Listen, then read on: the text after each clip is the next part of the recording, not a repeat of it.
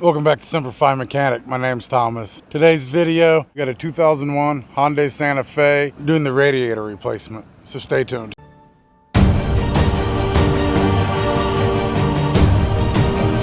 We're working on this vehicle that has to be done today. So I got to pick my daughter up at 3 o'clock from school, so showing you what a real life mobile mechanic workday looks like. All right, we're in the car now. We're headed to the job. Before we get there, we got to make a little pit stop. And like I was saying earlier, we're on a time crunch. I got to get my daughter in a few hours. So we're going to go up here, hit this job, do what we can do for a few hours. Then we got to rip out, and then we'll have to come back.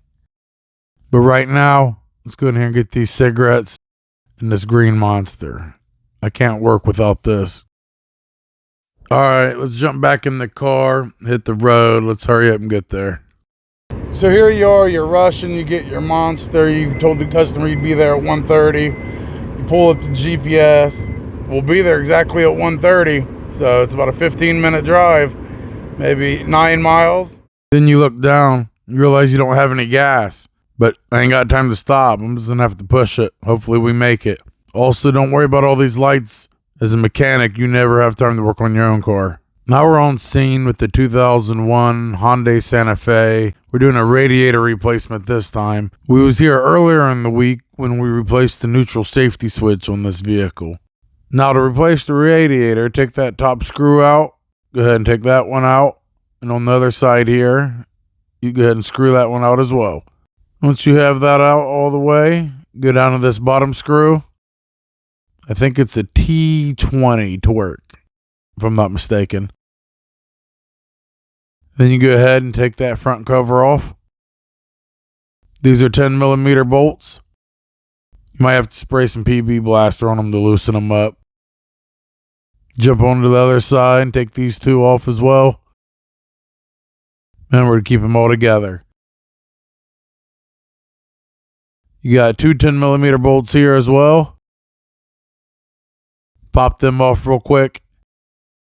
Now this doesn't come off, but it can bend back real easy. And you can see we have plenty of room. Go ahead and grab you some PB Blaster if you need it. And spray the top radiator hose. And grab you some pliers or vice grips. Go ahead and remove this clamp. And then we're going to take the top radiator hose off. Once we take it off, we're going to go ahead and tuck it behind something. Just out of the way.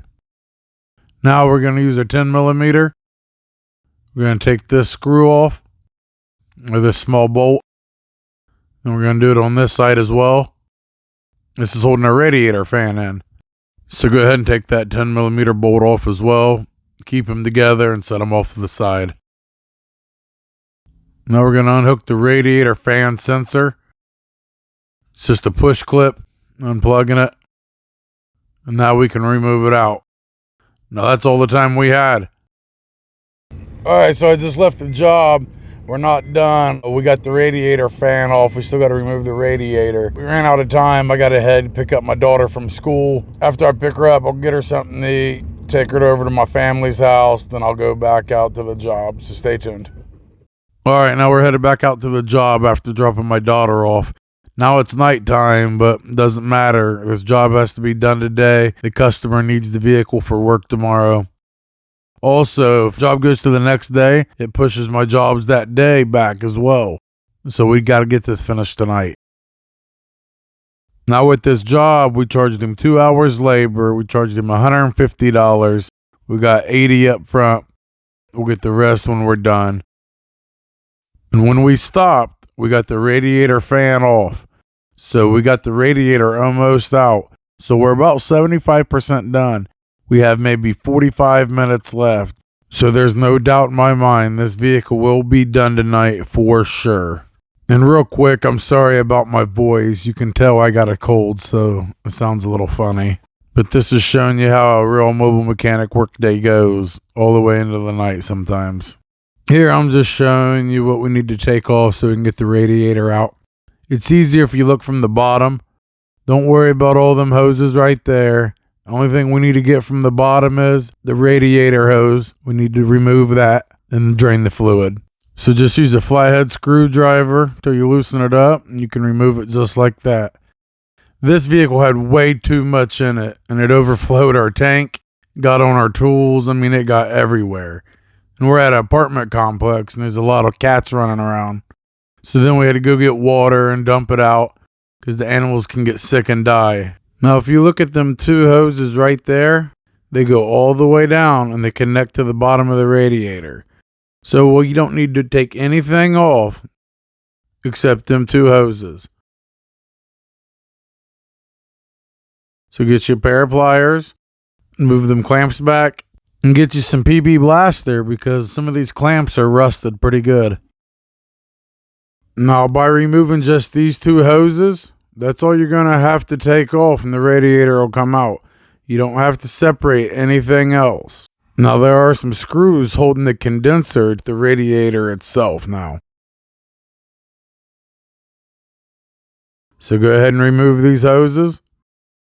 Got one off. Go ahead and get the second one off. Now, these screws right here, they're actually small bolts. They're 10 millimeter. And they're holding the condenser to the radiator. Got one on the left and right side that's 10 millimeter. Go ahead and remove this small hose. Comes off very easy. Now there's two more 10 millimeter bolts that are holding the condenser to the radiator. On each side, they're about halfway down.